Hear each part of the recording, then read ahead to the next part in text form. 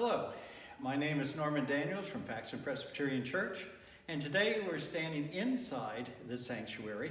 We talked a little bit about the sanctuary in the first segment, but I want, as we reach near the end of our structures of Paxton Church, I wanted to tell you a little bit more about this.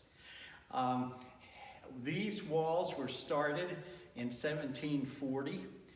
There is some discrepancy about when they actually started, but that's sort of our accepted date based on comments made by John Elder's son, who said that his father always said that the church was started in 1740. What is original here? Well, when the building was first built, we had just the walls, they had just the roof, and they had a dirt floor. And for a number of years, that's what it was. And the benches were logs, probably half logs. And the only little refinement we had was that there was a settee right in this general area, because this was the site of the original pulpit. And Reverend Elder's wife and one child would sit on a settee. I don't know how he decided which child gets to sit there, but in any event, that's how it was. Everybody else had log seats.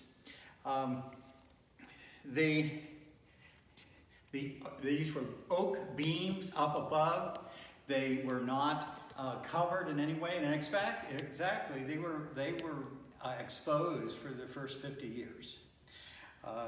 In 1789, they made a few revisions. They put wooden aisles down here where we have bricks today.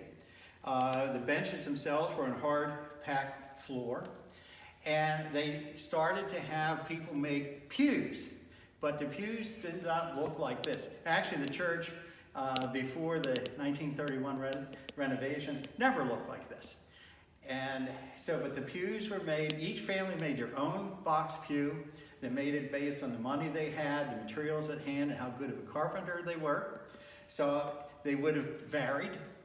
And they also set up by what I call stadium seating. So the lower pews were in the front, and the higher pews were in the back. So everybody had a good view.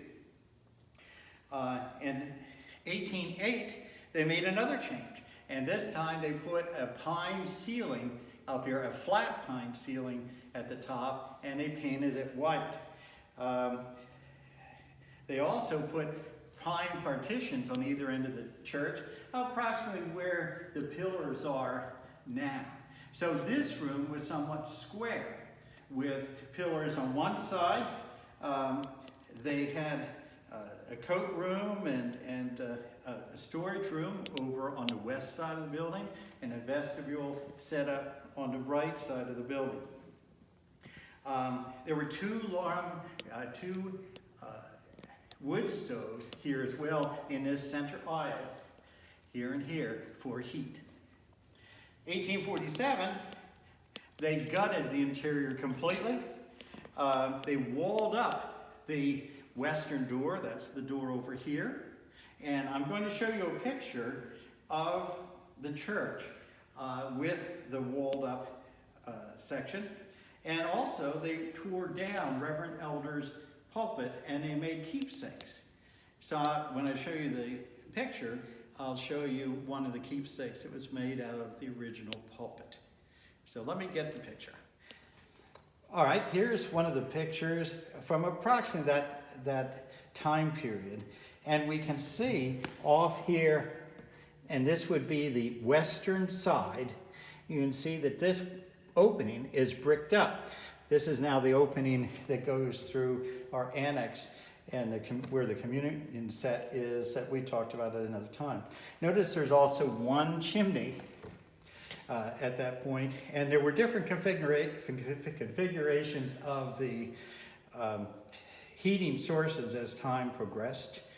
The building itself is facing, we're looking at it from the south looking north. And you can see all those Presbyterians lined up, members of the church. It's very hard to get an early picture of happy Presbyterians, and I'm not sure I blame the photography method at the time. but these pictures are just invaluable to see what things were like at that time. Also, I had said that there had been keepsakes were made from Reverend Elder's original pulpit, and this is one. And it's maybe a bread tray made out of wood at the time, could be walnut.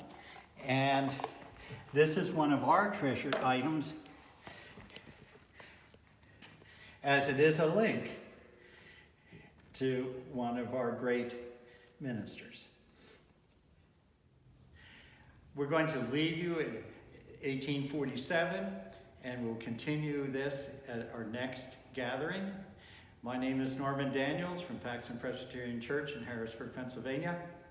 If you wish to know more, you can check out our website at paxtonchurch.org, which will tell you history. It'll give you previous services, and you can find how to live stream our Sunday services at 10:15. God bless you.